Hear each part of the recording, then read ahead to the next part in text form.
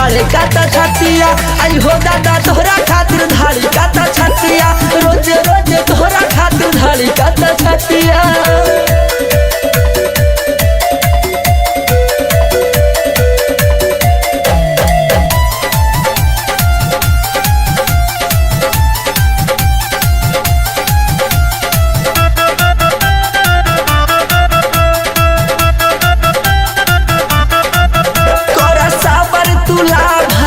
मिलब जरूर करली हाथ इच्छा अपन पूरली हाथ इच्छा अपन कर साबर तुला भर।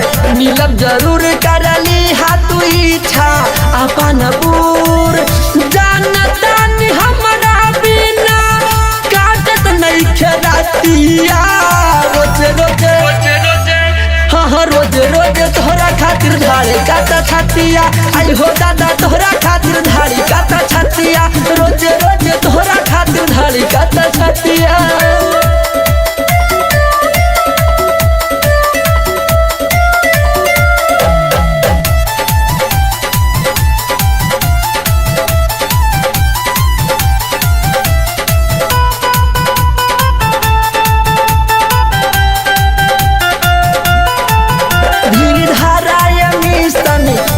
धन जाके बीच से मिल के करा जता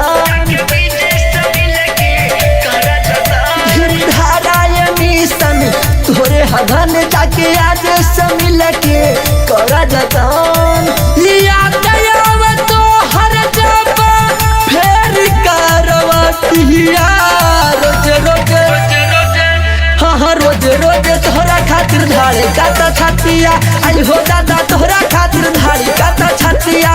रोज रोज तोहरा खातिर धारी काता छतिया। हाँ सुना यारा उना मिले अइहा घरवा। हो गइल हल्ला सब जनले बहरवा। काहिले करे जा हमरे मानता निभातिया। रोज रोज हाँ रोज रोज तोहरा खातिर धारे काता छतिया। आई हो दादा तोहरा खातिर धारी काता छतिया।